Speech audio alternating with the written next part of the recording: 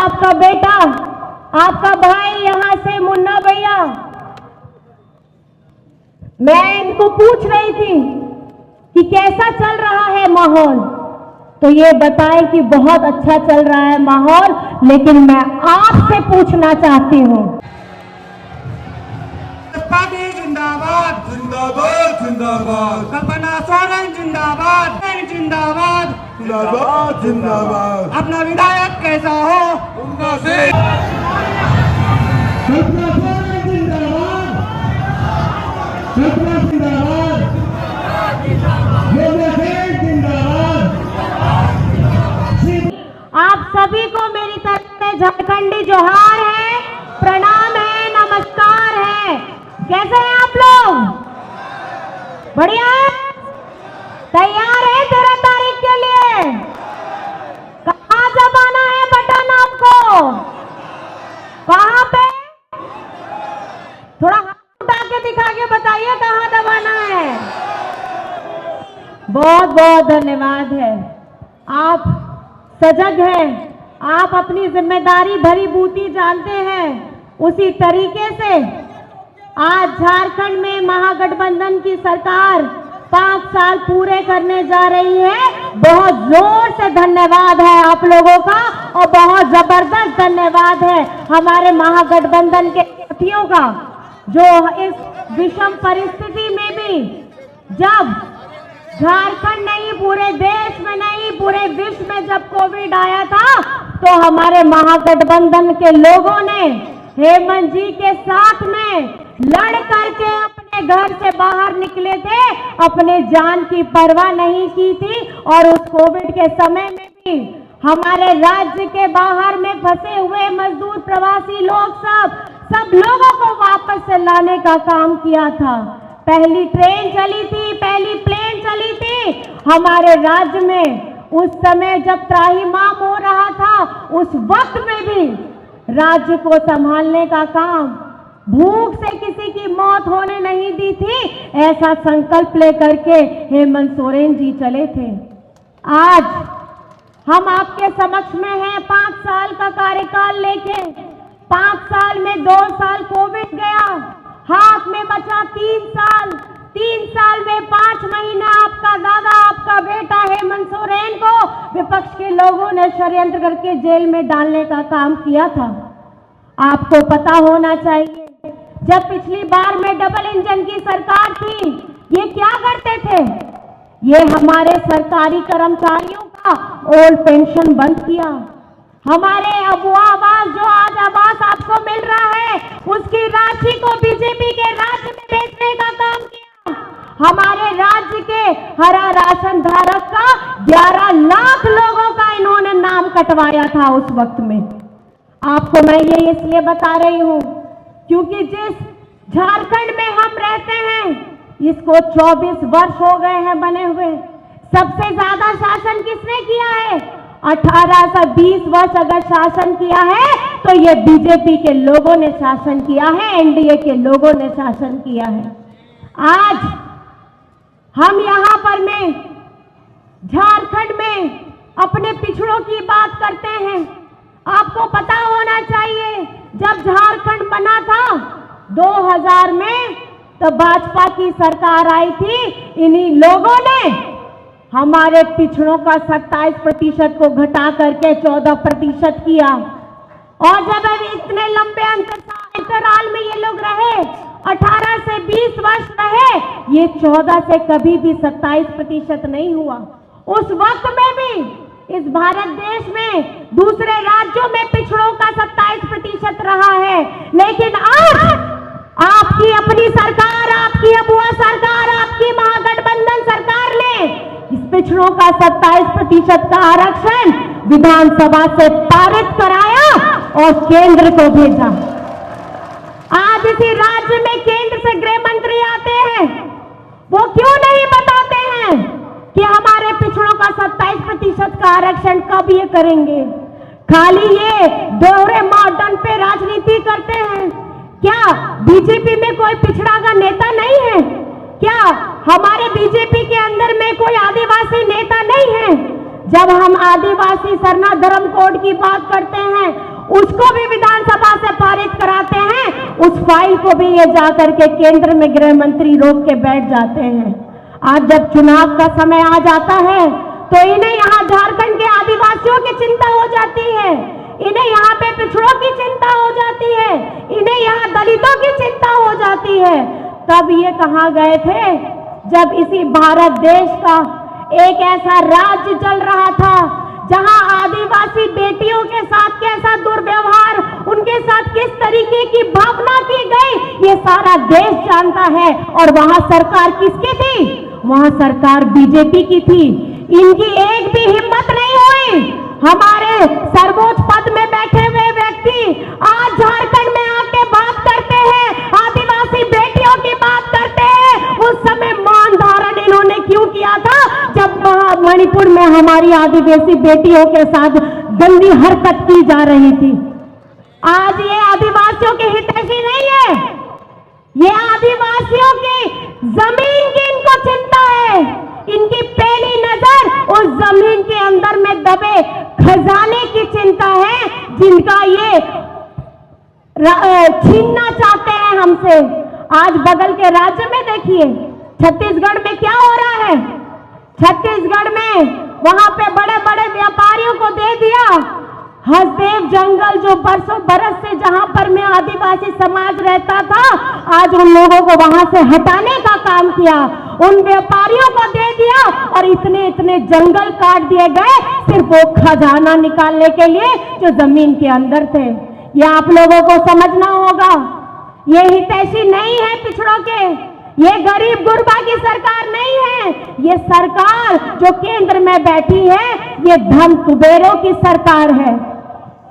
इनके पास में इतना पैसा है, ये जो धन कुबेर है उनके पास इतना पैसा है, उनका लोन ऋण हजारों करोड़ वापस करने के लिए केंद्र सरकार के पास में पैसा है। लेकिन हमारे किसान भाइयों का जो अपना रोजी रोटी अपने देश को अन्न देता है और अपना सब कुछ गिरवी रख करके इस देश के लोगों को खाना खिलाता है, उन किसानों का ऋण देने के लिए केंद्र सरकार के पास में पैसा नहीं है।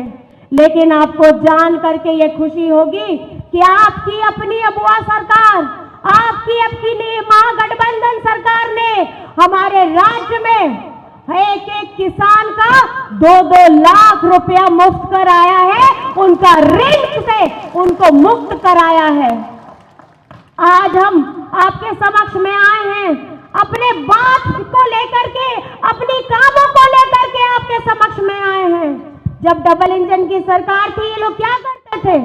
ये लोग सरकारी स्कूलों को बंद कराते थे, हमारे आवास का पैसा दूसरे राज्य में भेजते थे। आज झारखंड में 40 लाख लोगों को सर्वजन पेंशन की योजना के साथ में जोड़ दिया गया है। 25 लाख लोगों को, उनके परिवारों को अबुआ आवास योजना के साथ जोड़ दिया गया है।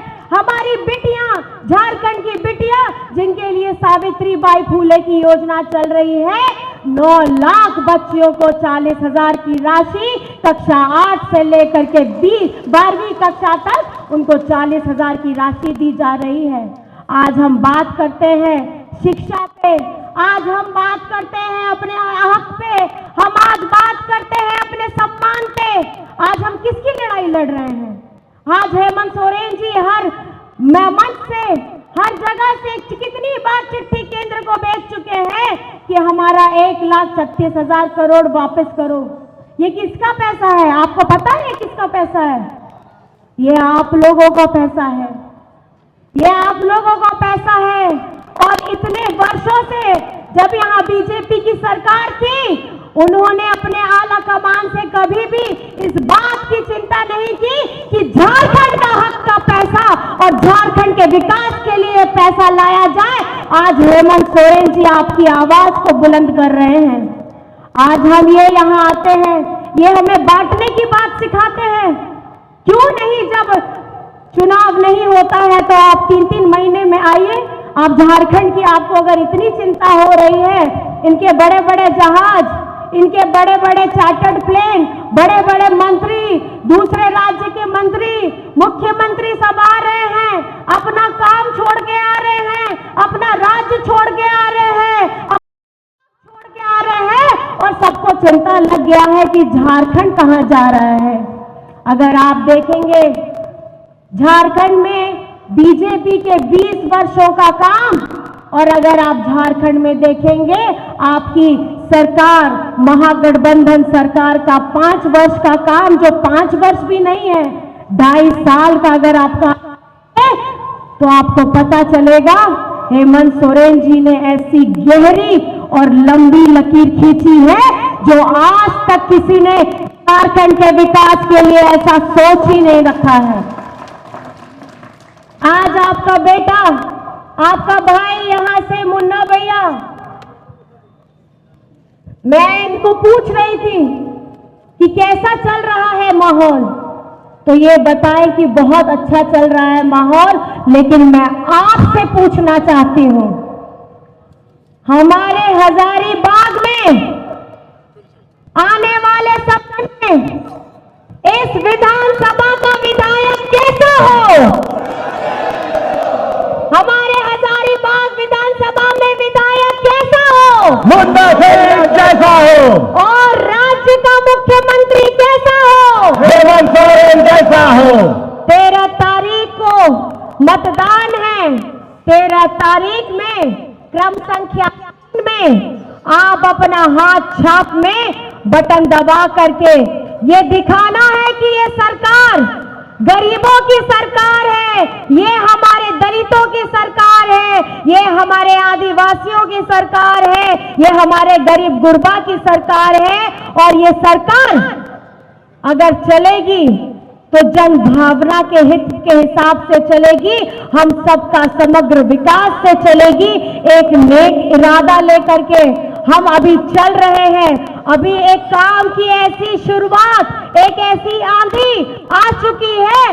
अब आने वाले वक्त में आप लोगों का आशीर्वाद पाके आपकी सेवा के लिए जब हम फिर से आएंगे तो इस तरीके की और भी कल्याणकारी हमारी योजनाएं धरातल में आएंगी। आज राज्य में नहीं, देश में अगर चलेगा तो बाबा अंबेडकर जी के संविधान से हमारा देश चलेगा। किसी मनुस्मृति से हमारा ये देश नहीं चलेगा, हमारा ये झारखंड नहीं चलेगा। हमारे झारखंड में हमारे वीर शहीदों ने क्या सिखाया है कि लड़ जाना है, लड़ जाना है, लेकिन अपना सर नहीं झुकाना है। और ये बात हमें अपने अंदर में भी अमल करना है कि आपका वोट ये सुनिश्चित होना चाहिए कि महागठबंधन सरकार जो दिन रात आपके लिए काम की, हेमंत सोरेन जी बिना गलती के 5 महीने की सजा भुगती है, आज उनका जवाब आप लोगों को अपने हाथ में उस स्याही में को लगा करके और उस बटन को दबा करके ये जीत दिला करके और मुन्ना भैया को आपकी सेवा के लिए लाना है, ये संकल्प लेकर के जाना है। आप बहुत दूर दराज से आए हैं, इतनी प्यार से मेरी बातों को सुना है। बस मैं आप सभी का बहुत बहुत धन्यवाद करना चाहती हूँ और बहुत बहुत प्रणाम करना चाहती हूँ, नमस्कार करना चाहती हूँ। जिस शिद्दत, जिस नेक इरादे, जिस उम्मीद के साथ आप लोगों ने हम पे भरोसा 2019 में जताया था, उसी विश्वास के साथ, उसी अटूट विश्वास के साथ आप फिर से इस महागठबंधन सरकार को जिताइए और करके आपके लिए हम ऐसी चाहे शिक्षा के स्तर पे हो, चाहे स्वास्थ्य के स्तर पे हो, चाहे रोजगार स्तर पे हो, चाहे इंफ्रास्ट्रक्चर के स्तर पे हो, हम सबको आगे लेकर के झारखंड को अव्वल बनाएंगे। ये संकल्प लेकर के इस सभा से आप सभी को जाना है। और सभी को मैं बहुत बहुत झारखंडी जोहार करती हूँ, प्रणाम करती हूँ, नमस्कार करती हूँ। जय हिंद, जय झारखंड। बहुत बहुत धन्यवाद।